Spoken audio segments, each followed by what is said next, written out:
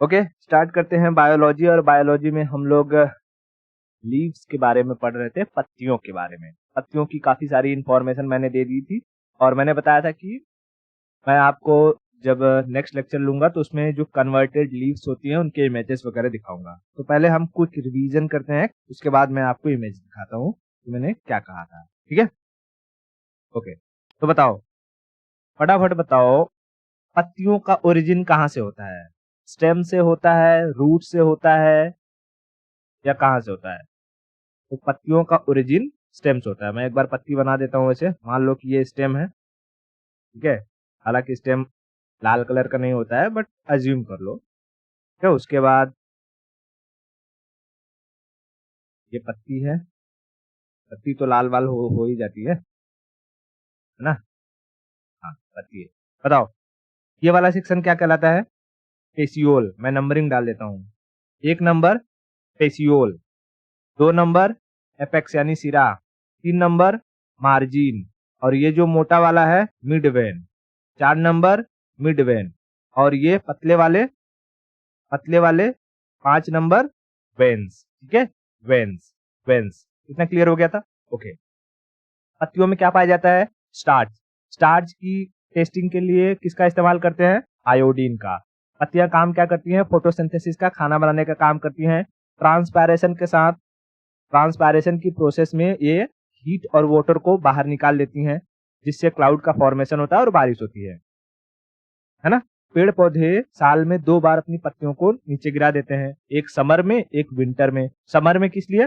ताकि वो पानी को बचा सके, और विंटर में हीट को बचा सके। फिर उसके बाद हमने बात करी थी इन पत्तियों में, जैसे कि जो पत्ती होती है, पत्ती, तो पत्तियों में हमें कुछ होल्स देखने को मिलते हैं, है ना? कुछ होल्स देखने को मिलते हैं और कुछ डॉट डॉट देखने को मिलते हैं ग्रीन ग्रीन कलर में। तो बताओ, जो होल्स होते हैं उन्हें क्या कहते हैं? उन्हें हम कहते हैं स्टोमेटा। उन्हें हम कहते हैं रंध्र यानी स्टोमेटा। और जो डॉट डॉट होते हैं उन्हें क्या कहते हैं? उन्हें हम कहते हैं क्लोरोप्लास्ट। क्लोरोप्लास्ट। स्टोमेटा से क्या होता है? गैस का एक्सचेंज होता है। पेड़ पौधे कार्बन डाइऑक्साइड को लेकर के अपना भोजन बनाते हैं फोटोसिंथेसिस के जरिए, और बाई प्रोडक्ट के रूप में ऑक्सीजन बाहर निकालते हैं। वो किससे होता है? स्टोमेटा से होता है। स्टोमेटा से होता है। और क्लोरोप्लास्ट के अंदर ही फोटोसिंथेसिस होता है, और उसमें एक चीज क्या होती है, जो कार्बोहाइड्रेट को स्टार्च में कन्वर्ट करता है। कार्बोहाइड्रेट को किस में कन्वर्ट करता है? स्टार्च में। उसके बाद हमने पत्तियों के टाइप्स देखे थे, है ना? क्या देखा था हमने?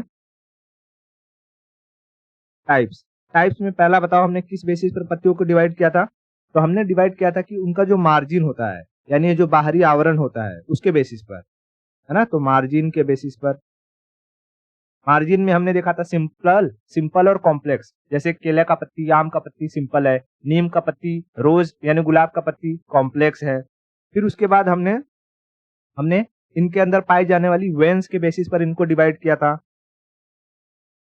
वेन्स यानी सिराओं के बेसिस पर। तो वेन्स के बेसिस पर भी ये 2 टाइप की होती हैं। एक तो जो पैरेलल वेन्स होती हैं, जैसे केले के पत्ती में, उन्हें आसानी से हम फाड़ सकते हैं। दूसरा जाली कावत यानी रेटिकुलेट, जैसे आम के पत्ती में पाया जाता है, पीपल के पत्ती में पाया जाता है ना? ओके। फिर मैंने बताया था कि ये जो पैरेलल वेन्स वाली पत्तियां होती हैं वो आकार में लंबी होती हैं। उनके पौधों के जो सीड होते हैं वो मोनोकोट होते हैं, है ना?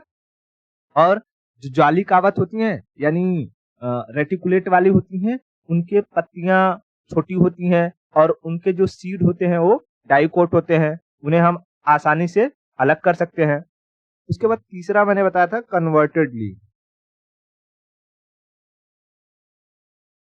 कन्वर्टेड लीफ, बाकी दोनों के तो मैंने आपको इमेज दिखाए थे, कन्वर्टेड लीफ के नहीं दिखाए थे, बट बताया था कन्वर्टेड लीफ के बारे में कि भाई पत्तियां अपने आप को बचाने के लिए, पेड़ को जिंदा रखने के लिए अलग अलग जगहों पर अलग अलग फॉर्म ले लेती हैं, है ना? हाँ, जैसे मैंने क्या कहा था कि जो रेगिस्तान होता है, रेगिस्तान में पत्तियां कांटों का रूप ले लेती हैं। रेगिस्तान के पौधों की पत्तियां बहुत ही पतली पतली होती हैं। क्यों? क्योंकि रेगिस्तान में गर्मी भयानक पड़ती है। अगर ये चौड़ी चौड़ी होंगी तो इनके यहाँ से पानी जल्दी जल्दी निकल जाएगा, ये सरवाइव नहीं कर पाएंगी। उसके बाद यहाँ के जो पेड़ होते हैं, अगर उनमें कांटे नहीं निकलेंगे, यानी कि ये पत्तियां कांटों का रूप नहीं लेंगी, तो कोई भी जानवर आसानी से खा जाएगा। ये हाइट पर भी होती है ना। देखो, जो भी रेगिस्तानी इलाके में आप देखोगे, उनके जो पत्तियां होती हैं, पेड़ों की पत्तियां, वो कांटेदार हो जाती हैं, कांटे का रूप ले लेती है जब पत्ती हो जाती हैं। उसके बाद वहां के जो पेड़ पाए जाते हैं, उनके तने पल्पीदार होते हैं, मतलब कि उनके अंदर पानी स्टोर करने की क्षमता ज्यादा पाई जाती है। पानी स्टोर करने की क्षमता ज्यादा पाई जाती है। बताओ, रेगिस्तान में पाई जाने वाली पेड़ पौधों को हम कौन से प्लांट कहते हैं? हम कहते हैं ज़ेरोफाइटिक। क्या कहते हैं? ज़ेरोफाइटिक, ज़ेरोफाइटिक, ठीक है, ज़ेरोफाइटिक। उसके बाद मैंने आपको बताया था कि कुछ पेड़ पौधे होते हैं जो दूसरे जीवों पर आधारित होते हैं, ठीक है। जैसे इसके अंदर कोई मक्खी चली गई, ठीक है, इसके अंदर कोई मक्खी चली गई या मच्छर चला गया, तो ये क्या हो जाएगा? ये सेंसिटिव पार्ट होता है, ये सारे के सारे, और ये पौधा बंद हो जाएगा। अब ये बंद हो जाएगा तो मक्खी इनके अंदर से निकल नहीं पाएगी। और हमको पता है कि जो कीड़े मकोड़े होते हैं, उनके अंदर नाइट्रोजन की मात्रा बहुत अधिक होती है, तो धीरे धीरे ये भूख प्यास से मर जाएगी। इसमें कांटे होते हैं, उनके शरीर में चुभ जाएंगे, पॉइजनस होते हैं, तो वो उन्हें मार देंगे और फिर उनके अंदर के नाइट्रोजन को ये सोख लेंगे। तो पेड़ पौधों को नाइट्रोजन की बहुत जरूरत होती है, तो ऐसे पेड़ पौधों को हम कीट भक्षी कहते हैं, इंसेक्टिवोरस। क्या कहते हैं? इंसेक्टिवोरस, ठीक है, इंसेक्टिवोरस। समझ में आया? इंसेक्टिवोरस, स्पेलिंग थोड़ा सा वोरस, ठीक है, इंसेक्टिवोरस। ऐसी तरीके से ये भी है, इसमें देखो ये अभी खुला हुआ है, जैसे ही कोई मधुमक्खी इसके अंदर जाएगी कुछ खाने पीने के लिए, ये बंद हो जाएगा ठप से, और बंद हो जाएगा, इसके अंदर चिपचिपा पदार्थ होता है, वो उसी के अंदर रह जाएगा और फिर कुछ टाइम बाद सड़ गल कर खत्म हो जाएगा। ये जो पौधे रहेंगे वो उनके सारे के सारे नाइट्रोजन को एब्जॉर्ब कर लेंगे, ठीक है। तो ऐसे पेड़ पौधों को हम क्या कहते हैं? पिक्चर प्लांट, है ना, पिक्चर प्लांट, यानी पनघट पौधा, पनघट पौधा, पनघट पौधा। पनघट पौधों में किसकी कमी होती है? नाइट्रोजन की कमी होती है। तो ये अपना नाइट्रोजन कहाँ से पूरा करती हैं? ये अपना नाइट्रोजन कीट पतंगों को खाकर पूरा करती हैं। उसके बाद मैंने बताया था कि पानी में सर्वाइवल के लिए जो पेड़ पौधों की पत्तियां होती हैं, वो ब्लैडर का फॉर्म ले लेती है, छोटे छोटे थैले बना लेती हैं, छोटे छोटे थैले। समझ में आ रहा है? देखो, छोटे छोटे थैले का फॉर्म ले लेती हैं, छोटे छोटे थैले का फॉर्म ले लेती हैं। क्यों? ताकि ये फ्लोट कर सके और ऊपर रह सके, और जो सूरज की रोशनी है, वो सूरज की रोशनी से खाना बना सके, सूरज की रोशनी से क्या कर सके? खाना बना सके। तो ये दिखाई दे रहा है, ये पत्तियां किसका फॉर्म ले ली हैं? ब्लैडर का, ब्लैडर का, ब्लैडर का। उसके बाद मैंने वेजिटेबल्स में दिखाया था कि वेजिटेबल्स में ऐसे ऐसे लच्छेदार जो पत्तियां होती हैं, वो स्प्रिंग का फॉर्म ले लेती हैं, उन्हें हम क्या कहते थे? टेंड्रिल्स। क्या कहते थे? Tendrils. Are you getting my point? तो तो पत्तियों के बारे में इतना सारा कुछ क्लियर हो गया। अगर पत्तियों के बारे में सब क्लियर हो गया हो, तो हम अब नए टॉपिक की तरफ चलते हैं, जिसको हम कहेंगे फूल। फूल यानी फ्लावर, ठीक है। चलो फूल के बारे में पढ़ते हैं।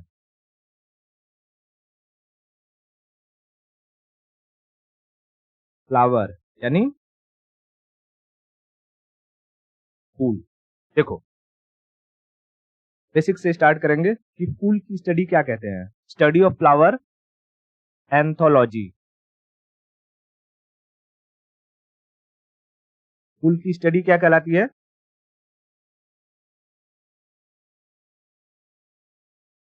Anthology, anthology, anthology. अच्छा, फूल का काम क्या होता है?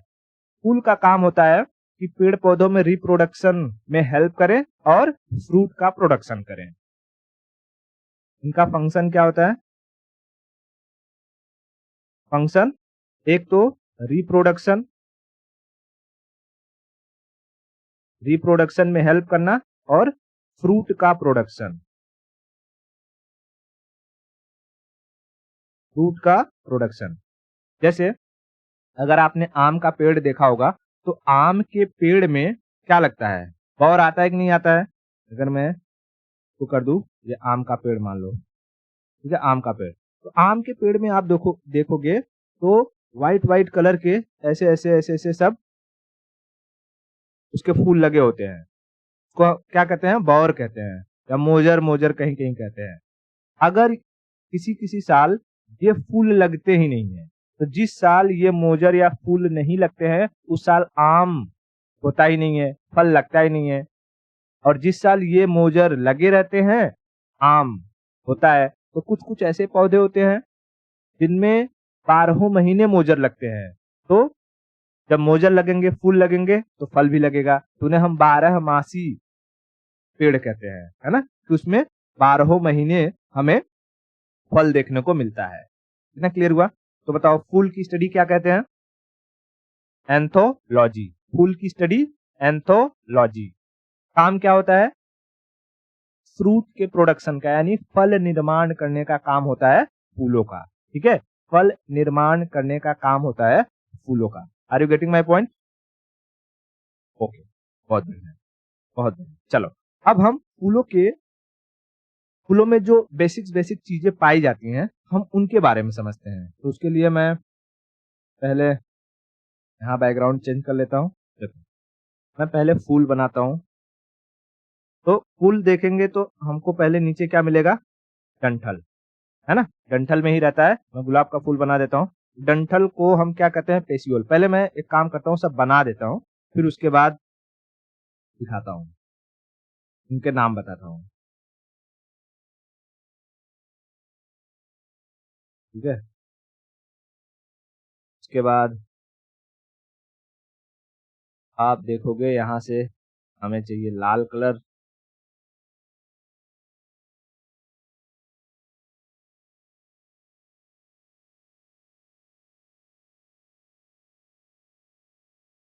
है ना,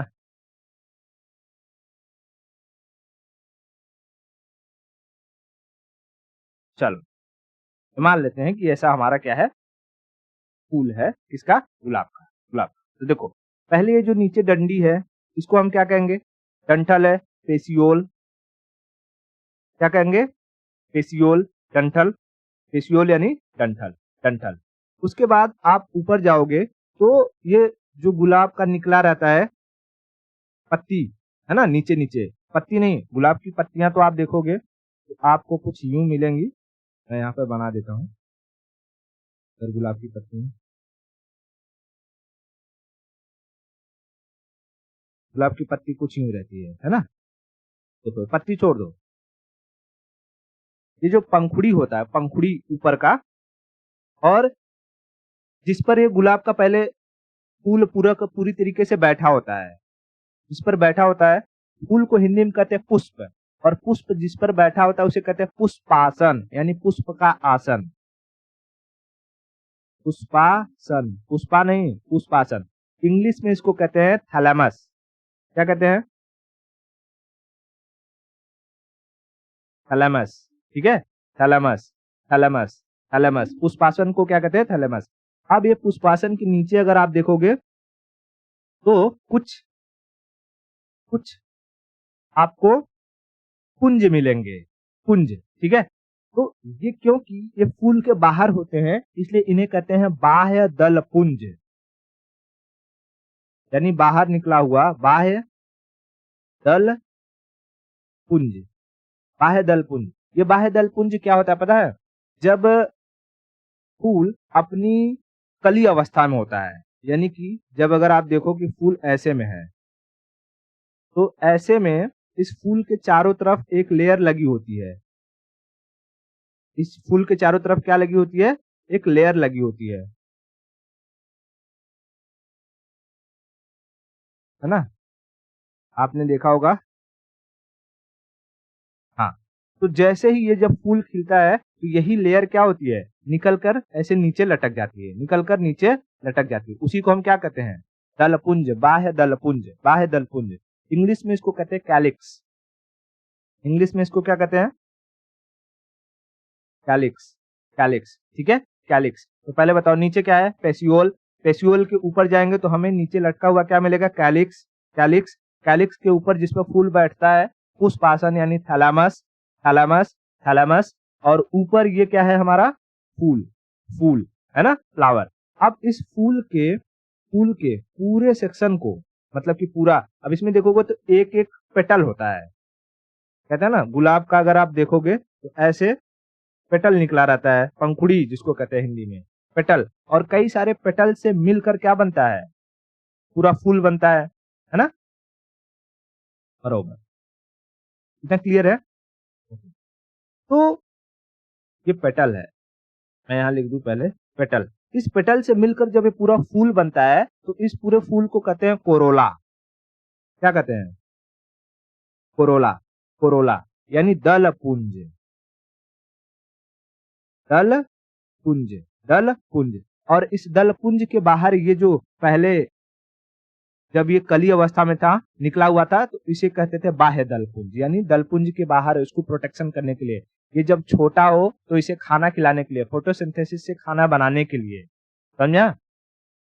जब ये अपने कली अवस्था में रहेगी तो इस फूल को खाना पीना कहाँ से मिलेगा, फोटोसिंथेसिस से होगा तभी मिलेगा। और फोटोसिंथेसिस करने का काम किसका रहता है, बाह्य दलपुंज का। फिर जैसे ही ये कली फूल बनता है तो दलपुंज बाहर लटक जाते हैं, या तो सूख जाते हैं, सूखते तो नहीं वैसे नॉर्मली जब तक फूल को तोड़ा ना जाए, लेकिन वो बाहर लटक जाते हैं, तो उन्हें हम कहते हैं बाह्य दलपुंज, बाह्य दलपुंज, ठीक है, बाह्य दलपुंज। इतना क्लियर हुआ। तो अगर पूछेगा कि फूलों में भोजन कहाँ से मिलता है, फूलों में भोजन कैलिक्स से मिलता है, कैलिक्स से, ठीक है, कैलिक्स से। कैलिक्स के ये जो एक एक यूनिट होते हैं ना, ऐसे ऐसे जो लटके रहते हैं, जैसे कि कोरोला के अगर हम एक यूनिट की बात करें, एक यूनिट यानी कोरोला किससे मिलकर बना है, तो पेटल से। उसी तरीके से ये जो कैलिक्स है, कैलिक्स का एक यूनिट को हम कहते हैं सेपल, कैलिक्स के एक यूनिट को क्या कहेंगे, सेपल, सेपल, सेपल, ठीक है, सेपल, यानी सेपल सेपल को अगर मिला दो, ये क्या है, कली है, कली यानी बड, सेपल सेपल यदि मिला दो तो बन जाएगा कैलिक्स, और पेटल पेटल मिला दो तो बन जाएगा कोरोला। क्या बन जाएगा, corolla, corolla. Are you getting my point, corolla. मैं आपको दिखाऊं, चलो दिखा देता हूं।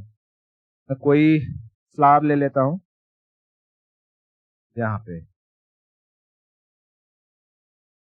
ठीक है, आराम से देखो, कोई दिक्कत नहीं है। जैसे देखो फूल दिखाई दे रहा है इसमें। जब हम बात करेंगे, ये क्या है, ये है बर्डिंग, यानी कली है। पहले तो अभी ये कली है ना, कली, कली यानी बर्ड। अब इस बर्ड के बाहर देखो, ये ऐसे ऐसे निकला हुआ है, इसको हम क्या कहेंगे, बाह्य दलपुंज, क्योंकि बाद में यही नीचे आकर के लटक जाता है या सूख जाता है, तो इसको हम क्या कहेंगे, इसको हम कहेंगे कैलिक्स, कैलिक्स। और कैलिक्स का जो एक हिस्सा होता है, यानी जिससे कैलिक्स मिलकर बना होता है, उसे हम क्या कहेंगे, सेपल, सेपल, है ना, सेपल। उसके बाद ये पूरा का पूरा सेक्शन, पूरा फूल क्या कहलाएगा, कोरोला। क्या कहलाएगा, कोरोला, कोराला नहीं जी, कोरोला, ठीक है, कोरोला। इतना क्लियर हुआ, क्या कहलाएगा, कोरोला, यानी दल पुंज, दल पुंज, दल पुंज, दल पुंज। अच्छा, जब ये कली फॉर्म में है तो देखो यहाँ पर ये दिखाई दे रहा है उसका आसन जिस पर बैठा हुआ है, पुष्पासन, पुष्पासन यानी थैलेमस। क्या कहलाएगा, थैलेमस, थैलेमस। और ये जिस डंठल में है उसको हम क्या कहेंगे, पेसियोल, पेसियोल, पेसियोल। एक फूल में आपको ये चीजें नॉर्मली मिलेंगी, 95% फ्लावर्स में ये चीजें आपको देखने को मिलेंगी, लेकिन जरूरी नहीं है कि सब में ये चीजें मिले, ठीक है। कुछ ऐसे पौधे फूल होंगे जिनमें ये सारी चीजें आपको देखने को नहीं मिलेंगी, लेकिन मैक्सिमम फूलों में आपको ये सारे के सारे पेसियोल, थैलेमस, कैलिक्स, कोरोला, ये तो देखने को मिलेगा ही। Are you getting my point, okay, कहीं कोई दिक्कत नहीं, ठीक है। तो चलो मैं और एक कोई फूल ले लेता हूँ और उसमें पूछता हूँ तो बताओ क्या है, ठीक है। जैसे मैं एक गुलाब का ही ले लेता हूँ यहाँ पर, ठीक है।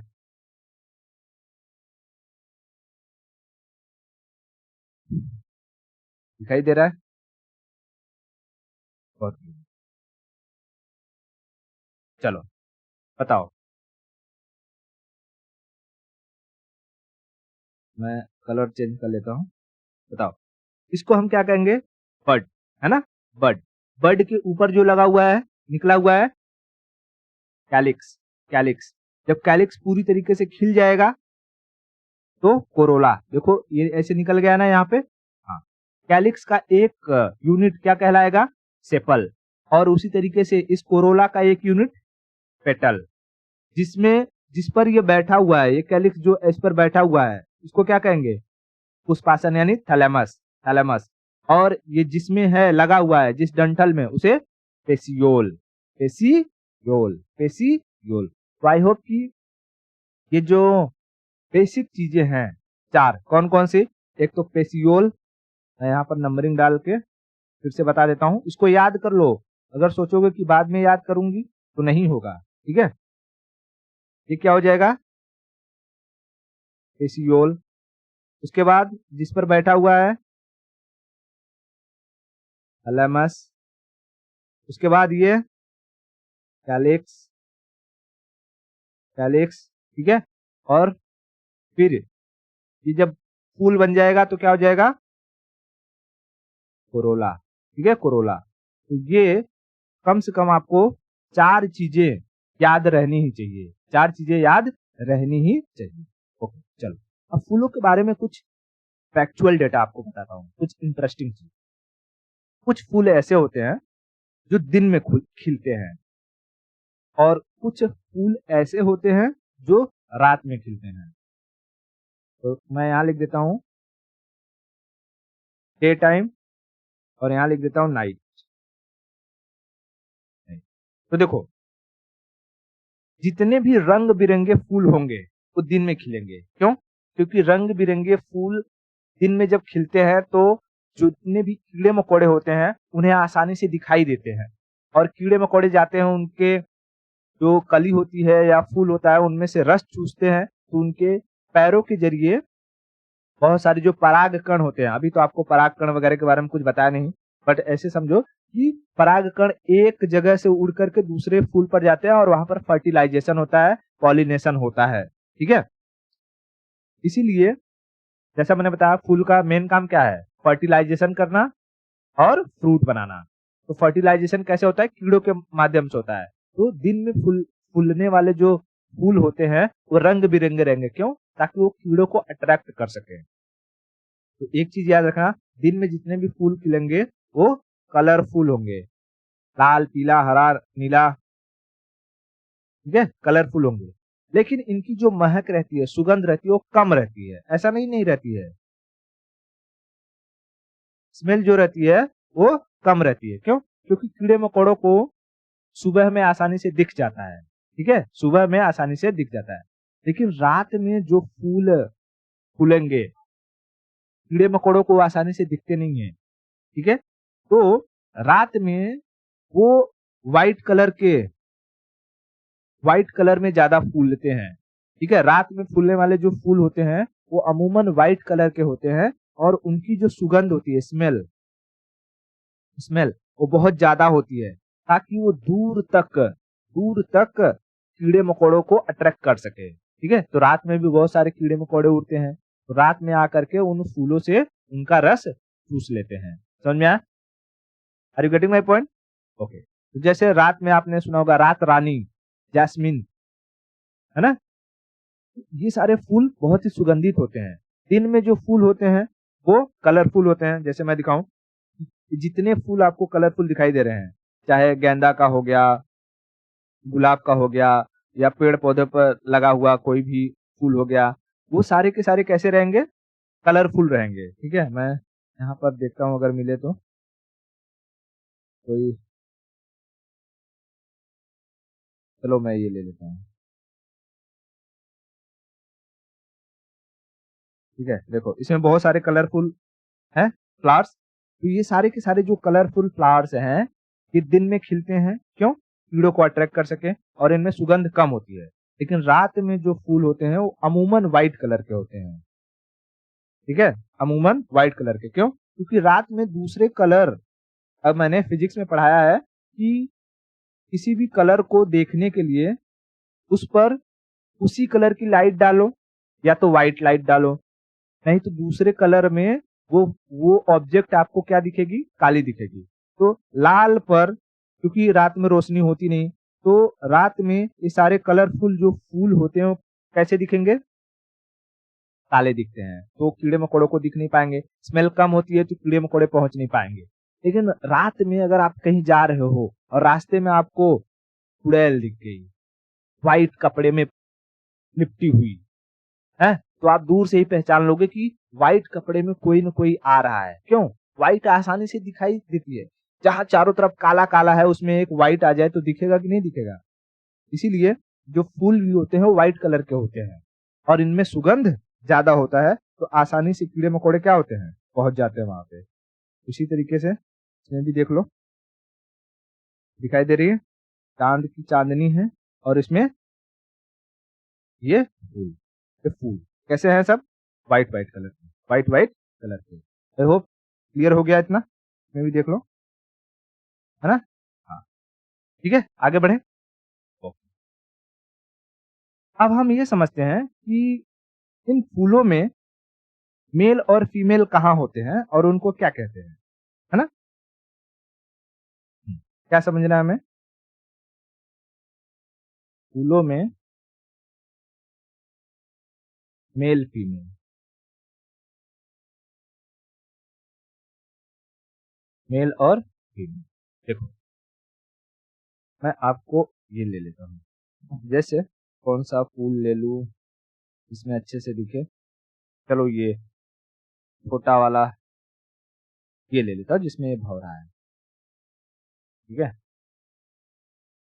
फिर मैं बना के भी दिखाऊंगा कि आपको बनाना कैसे है। देखो, ये फूल दिख रहा है आपको? इसमें आप अगर ध्यान से देखो तो एक बीच वाला ये स्ट्रक्चर है, ठीक है? ये बीच वाला स्ट्रक्चर है, ठीक है? ये जो बीच वाला स्ट्रक्चर होता है, बीच वाला स्ट्रक्चर, ये फीमेल होता है। पहले समझो, नाम बाद में समझना। ये क्या होता है? फीमेल होती है, मतलब फीमेल होती है। तो फूलों में एक ही फीमेल अंग पाया जाता है, और बाकी जितने ये अंडा अंडा दिख रहा है ना, ऐसे ऐसे, ये सारे के सारे क्या हैं? मेल है। ये सारे के सारे मेल हैं, मेल। तो मेल बहुत सारे पाए जाएंगे फूलों में, लेकिन फीमेल एक ही होती है। समझा? मेल बहुत सारे पाए जाएंगे, लेकिन फीमेल एक ही होती है। तो फीमेल एकदम बीचों बीच रहेगी, फीमेल एकदम बीचों बीच रहेगी, और उसके चारों तरफ क्या रहेंगे? मेल रहेंगे। तो आप जितने भी फ्लावर्स देखोगे, आपको ये स्ट्रक्चर देखने को मिलेगा ही मिलेगा, ठीक है? जैसे मैं इसको ले लेता हूँ इधर, यहाँ पर देखो, इसको बड़ा कर दो। चलो, देखो इसमें, देखो ये बीच में है एक, ये क्या है? फीमेल है, और ये बाजू बाजू सब निकले हुए हैं, क्या है? मेल है। ये मेल है। तो फूलों में मेल और फीमेल समझ में आ गया? मेल और फीमेल समझ में आया? बहुत। अब मैं इसको बनाता हूँ, ठीक है? ताकि आपको समझ में आए कि अगर बनाने के लिए आ गया, जैसे आप मेंस वगैरह लिख रहे हैं और कहीं उसमें ये पूछ दिया, हालांकि तो कॉलेज एग्जाम्स वगैरह में ऐसे पूछता है, जब आप नीट वगैरह की तैयारी करते हैं तो उसमें बनाने के लिए तो कभी पूछता नहीं है, ठीक है? तो आप कैसे बनाओगे तो यूं समझो कि हमने देखना है सबसे पहले पेसियोल रहेगा, पेसियोल के ऊपर हमें क्या बनाना है? पुष्पासन बनाना है।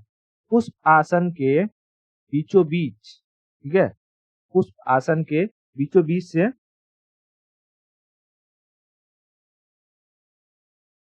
हमें एक ऐसा स्ट्रक्चर बनाना है जो फीमेल को रिप्रेजेंट करेगा, ठीक है? फीमेल को रिप्रेजेंट करेगा।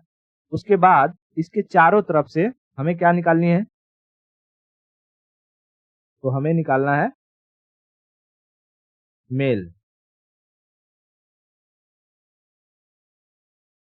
ठीक है? मेल, मेल,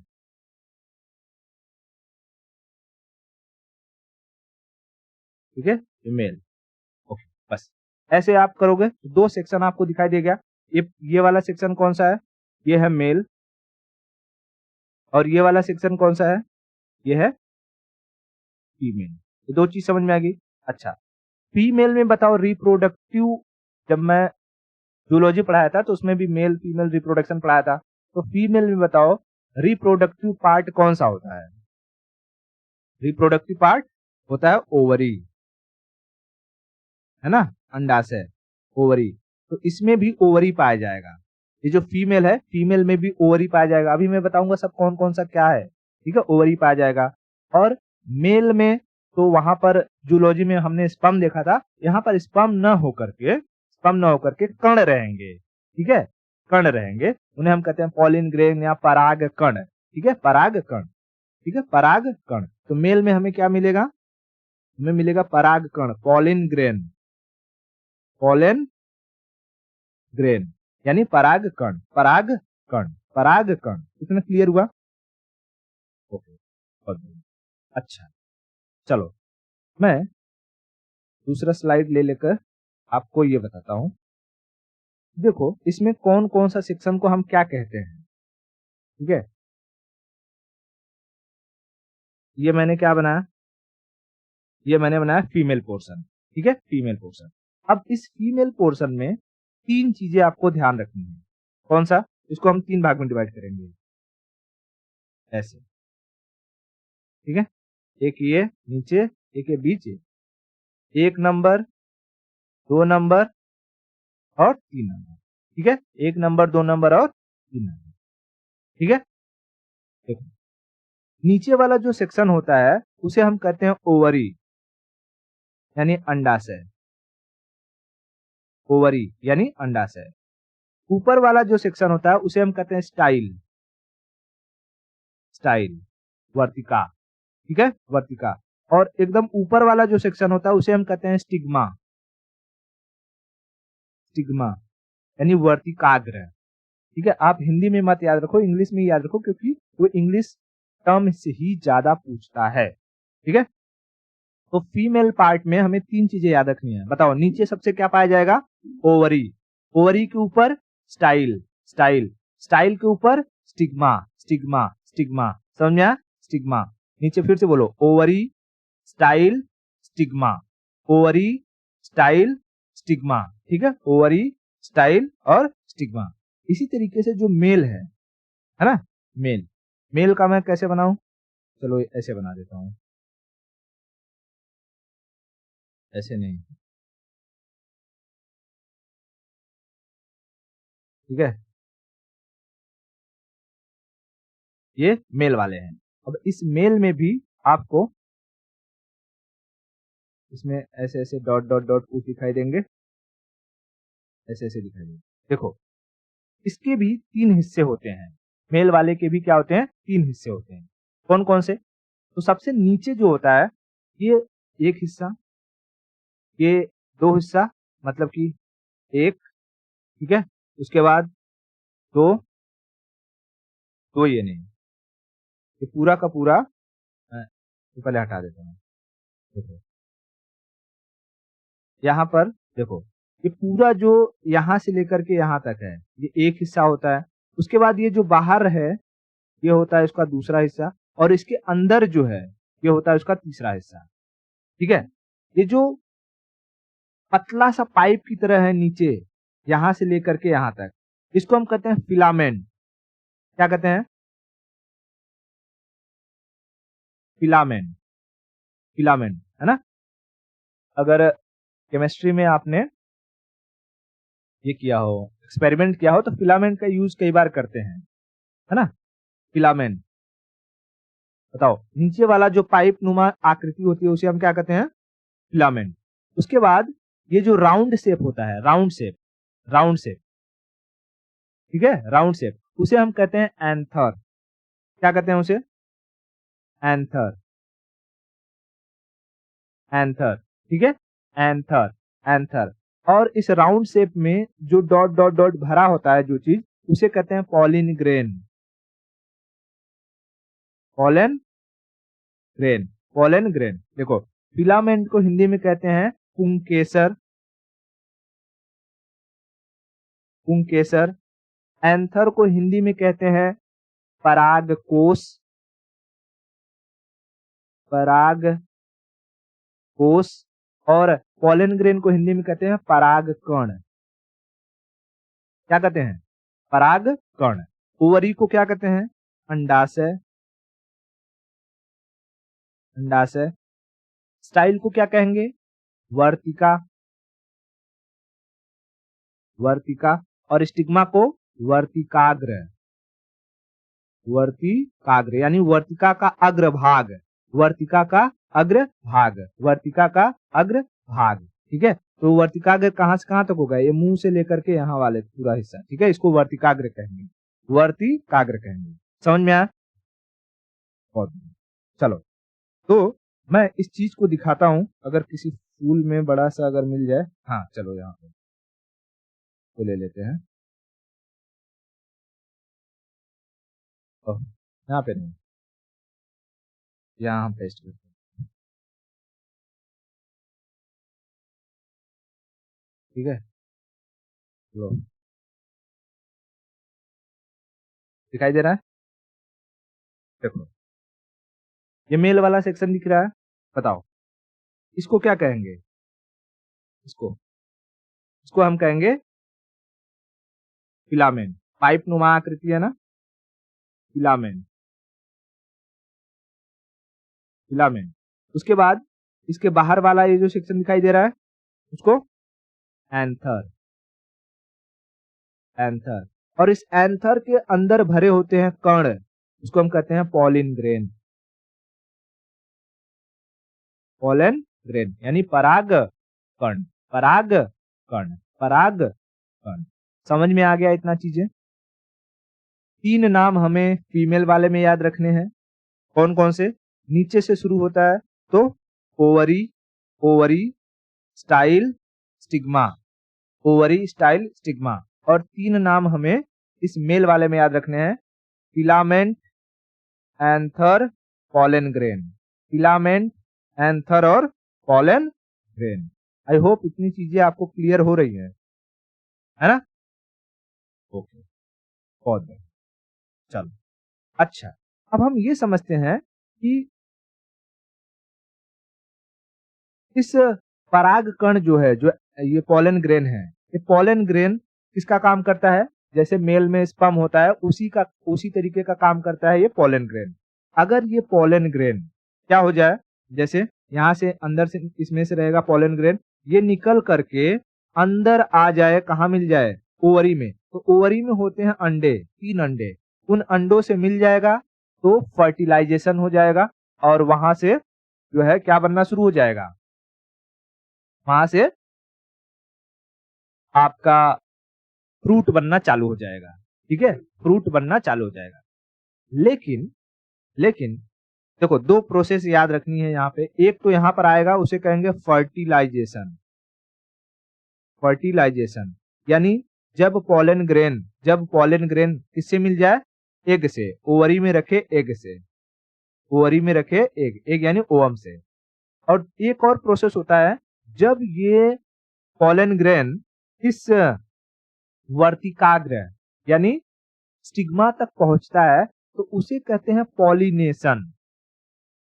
उसे क्या कहते हैं? पॉलिनेशन, परागण, पॉलिनेशन। पॉलिनेशन को हिंदी में कहते हैं परागण। ये चीज याद रखना, परागण। और फर्टिलाइजेशन को निषेचन, निषेचन। ठीक है, निषेचन। तो देखो, परागण यानी पॉलिनेशन किसे कहेंगे? पॉलिनेशन। तो पराग कण का वर्तिकाग्र तक पहुंचने की प्रक्रिया परागण यानी पॉलिनेशन कहलाएगी। क्या कहलाएगा? फिर से मैं बता रहा हूं। जैसे मान लो कि इसमें क्या है, ये डॉट डॉट डॉट सारे के सारे पॉलन ग्रेन है। तो पॉलन ग्रेन जैसे पहले कहां पहुंचेंगे? ऊपर वाले भाग में, है ना। मैं यहाँ बना ही देता हूँ। जैसे मान लो ये फीमेल वाला पोर्शन है, ठीक है, और उसके बाद यहाँ से ये मेल वाला पोर्शन निकाल देता हूँ, ठीक है। मेल वाले पोर्शन में क्या रहेगा, परागकण रहेंगे, पॉलिनेशन, पॉलन ग्रेन, है ना, पॉलन ग्रेन। अब ये जो पॉलन ग्रेन किसी भी तरीके से उड़ उड़कर, चाहे हवा के जरिए, भौरों के जरिए कहाँ आ जाए, इस वर्तिकाग्र पर आ जाए, बस इसी प्रोसेस को हम क्या कह देंगे, इसी प्रोसेस को हम कह देंगे कि ये कंप्लीट हो गया। यहाँ पर एक एक प्रोसेस कंप्लीट हुआ, क्या, पॉलिनेशन, पॉलिनेशन यानी परागण। उसके बाद नीचे क्या होता है, नीचे होते एग। जैसे ही ये परागकण आते आते आ करके किससे मिल जाएंगे, एक इस अंडे से मिल जाएंगे, तो यहाँ पर पूरा हो जाएगा, इसे हम कह देंगे फर्टिलाइजेशन, फर्टिलाइजेशन। और फिर उसके बाद क्या हो जाएगा, फल लग जाएगा, फल लग जाएगा। समझ में आ गया, ओके, फ्रूट बनना शुरू हो जाएगा। अच्छा, ये जो पॉलिनेशन होता है, पॉलिनेशन, क्योंकि किसी भी तरीके से बस ये परागकण जो है, पोलन ग्रेन है, वो इस वर्तिकाग्र यानी स्टिग्मा तक पहुंच जाए, उसके बाद तो ये नीचे ऑटोमेटिक आ ही जाएंगे। तो स्टिग्मा तक इन्हें पहुंचाएगा कौन, स्टिग्मा तक इन्हें पहुंचाएगा कौन, समस्या तो ये है ना। हाँ, तो देखो स्टिग्मा तक पहुंचाने के कई रास्ते हैं। एक एक तो ये रास्ता है भाई, कीड़े मकोड़े, एक पहला रास्ता है इंसेक्ट का, यानी क्या हो, जैसे मैं इसमें अगर देखूं, जैसे मैंने आपके लिए देखो, जैसे इसमें भौरा दिख रहा है आपको, भौरा इसमें से रस चूसने के लिए जाएगा, इसके पैरों में छोटे छोटे जो हेयर होंगे उसमें वो क्या लग जाएंगे, पॉलन ग्रेन लग जाएंगे। अब जैसे ही ये भौरा किसी दूसरे इस पर जाकर के बैठ गया, फूल पर जाकर के बैठ गया, ठीक है, कहाँ गया जी, दूसरे फूल पर जाकर के बैठ गया, तो इसके पैरों में लगा हुआ जो पॉलन ग्रेन है वो आराम से दूसरे फूल के वर्तिकाग्र यानी स्टिग्मा तक तो पहुंच ही जाएगा, और स्टिग्मा तक जैसे पहुंचा तो क्या हो गया, पॉलिनेशन की प्रक्रिया पूरी हो गई, और फिर वो अंदर जाकर के ओवरी में चला जाएगा। ठीक है, अब देखो एक फूल का परागकण दूसरे फूल तक पहुंच गया, ठीक है, किसके जरिए, इंसेक्ट्स के जरिए, तो इसे हम कहेंगे हेटेरोपॉलिनेशन, यानी एक फूल का परागकण दूसरे फूल तक पहुंचा, हेटेरोपॉलिनेशन, पॉलिनेशन। अच्छा, मैं हेटेरोपॉलिनेशन के बारे में और बताऊं, इससे पहले बता दूं कि जो पॉलिनेशन होते हैं दो टाइप के होते हैं। पॉलिनेशन, पॉलिनेशन कितने टाइप के होते हैं, दो। एक को हम कहते हैं सेल्फ पॉलिनेशन, सेल्फ पॉलिनेशन यानी एक ही फूल का जो परागकण हो उसी के वर्तिकाग्र तक पहुंच जाए तो सेल्फ पॉलिनेशन। और दूसरा होता है हेटेरो, हेटेरो मतलब अलग अलग, पॉलिनेशन, पॉलिनेशन, ठीक है, हेटेरोपॉलिनेशन, हेटेरोपॉलिनेशन, ठीक है, मतलब कि दूसरे फूल का परागकण किसी दूसरे के वर्तिकाग्र तक पहुंच जाए तो हेटेरोपॉलिनेशन होंगे, हेटेरोपॉलिनेशन हो जाएगा। ठीक है, अब देखो सेल्फ पॉलिनेशन का क्या मतलब है, जैसे कि बहुत एरिया में जो है बहुत ही कम फूल हो गए हैं अगर, ठीक है, कम फूल है, और एक ही पेड़ है, बड़ा ऐसा एरिया है, मान लो मैं यहाँ बना देता हूँ कि एक ही पेड़ है फूल का, मैं कलर देखता हूँ अगर इस पे दिखाई देगा, ठीक है, ये है, चलो दिखाई देगा, और यहाँ से मैं मान लो कि एक ये फूल यहाँ से निकला हुआ है, उसके बाद दूर दूर तक कोई फूल नहीं है, और इसमें फिर क्या है, सब ये परागकण वगैरह है, ठीक है, मेल वाला सेक्शन भी है और ये फीमेल वाला सेक्शन भी है, ठीक है। यहाँ पे अब बताओ इस पर भौरा बैठेगा भौरा बैठेगा तो उसके पैरों में लगेगा, यहाँ से क्या लगेगा, उसका परागकण लगेगा और इसमें चला जाएगा। तो फूल के ही परागकण यानी पोलन ग्रेन अगर उसी फूल के स्टिग्मा में चला जाए तो उसे हम क्या कहेंगे, सेल्फ पॉलिनेशन। और सेल्फ पॉलिनेशन अच्छा नहीं माना जाता है, इससे जो है अच्छा फल नहीं लगता है। ठीक है, ये सेल्फ पॉलिनेशन जरूरी नहीं है कि सिर्फ कीड़ों के जरिए हो, ये सेल्फ पॉलिनेशन कई तरीके से हो सकता है। पहला एक रास्ता तो हो गया इंसेक्ट यानी कीड़े मकोड़े। दूसरा रास्ता हो जाएगा कि भाई हवाओं के जरिए, एयर। तीसरा रास्ता हो सकता है कि बारिश जब हो, बारिश की बूंदे यानी रेन के जरिए, बारिश जब हो इस पर झम झम झम पानी गिरे और उससे टकरा करके ये जो पॉलन ग्रेन है चले जाए स्टिग्मा में। तो ये 3 रास्ते होते हैं पॉलिनेशन होने के। पहले तो इंसेक्ट के जरिए, दूसरा एयर के जरिए और तीसरा बारिश के जरिए। ठीक है, बारिश के जरिए। अब हेट्रोपॉलिनेशन की अगर बात करें, हेट्रोपॉलिनेशन की, तो वो ऐसी जगह में पॉसिबिलिटी होती है जहां पर लार्ज एरिया में फ्लावर्स लगे हुए हों और बहुत सारे कीड़े मकोड़े हों या फिर हवा चल रही हो या बारिश चल रही हो, तो पास ही पास में अगर बहुत सारे फ्लावर्स रहेंगे या प्लांट्स रहेंगे। अब देखो पौधों चाहे वेजिटेबल्स हो या अनाज हो, इन सब में जब तक पॉलिनेशन नहीं होगा तब तक अनाज लगेगा नहीं। तो बड़े बड़े खेत में जैसे गेहूं लगा है और या चावल लगा है, तो गेहूं चावल में पॉलिनेशन कराने के लिए क्या इंसेक्ट्स आएंगे? नहीं, क्योंकि उनके एकदम पास पास ही होते हैं पेड़। तो जब जोर की हवा चलती है तो इनका पॉलन ग्रेन इसमें चला जाता है, इसका पॉलन ग्रेन इसमें, इसका पॉलन ग्रेन इसमें, यानी एक दूसरे से के यहाँ से जो पॉलन ग्रेन है एक दूसरे के स्टिग्मा तक पहुंच जाते हैं और हेट्रोपॉलिनेशन हो जाता है। किसके जरिए? हवाओं के जरिए, या फिर बारिश हो गया तो बारिश के जरिए। बड़े बड़े खेतों में कीटों के जरिए बहुत कम पॉसिबिलिटी होती है, लेकिन अगर आपने सब्जी वगैरह लगाया है तो सब्जी छोटे से एरिया में लगता है, या बहुत बड़े एरिया में भी लगा है तो वहां पर भी हवा से होगा। छोटे एरिया में है तो भौरे हैं, भौरों वगैरह के जरिए फूल जो है परागकण, एक फूल का परागकण दूसरे फूल पर चला जाता है। लेकिन आज के टाइम पीरियड में हम इतने उसका फर्टिलाइजेशन खाद फर्टिलाइजर का इस्तेमाल इतना अधिक करने लगे हैं, उस पर हम दवाइयां छिड़क देते हैं, जिसकी वजह से ये अपने कीड़े मकोड़े आना बंद हो गए हैं। और कीड़े मकोड़े अगर नहीं आ रहे हैं, मतलब कि भौरे नहीं आ रहे हैं और हवा भी नहीं चल रही है, तो यकीन मानो कि आपके जो वेजिटेबल्स है उसमें फल नहीं लगेंगे। क्यों? क्योंकि पॉलिनेशन नहीं होगी, और पॉलिनेशन नहीं होगी तो फर्टिलाइजेशन की प्रोसेस नहीं होगी। समझ में आया? पॉलिनेशन और फर्टिलाइजेशन में क्या फर्क है? पॉलन ग्रेन का स्टिग्मा तक पहुंच जाना पॉलिनेशन कहलाता है, और इसी पॉलन ग्रेन का यहाँ ओवरी में एग से मिल जाना फर्टिलाइजेशन कहलाता है, निषेचन कहलाता है। इतना क्लियर हुआ? पॉलिनेशन कितने टाइप के? 2। सेल्फ पॉलिनेशन यानी स्व परागण, और हेटेरोपॉलिनेशन यानी पर परागण। अगर इतना क्लियर है तो आज के लिए इतना रखते हैं। बाकी नेक्स्ट लेक्चर में मैं आपको बताऊंगा कि कुछ ऐसे फूल हैं, ऐसे बड़े बड़े, दुनिया में सबसे बड़ा फ्लावर कौन सा है, फूल कौन सा है, सबसे छोटा फूल कौन सा है, किसमें पानी के जरिए पॉलिनेशन होता है, हवाओं के जरिए किसमें पॉलिनेशन होता है, जानवरों के जरिए किसमें पॉलिनेशन होता है, जो कई सवाल जो पूछे जाते हैं मैं उनके बारे में डिस्कस करूंगा। ठीक है, ओके।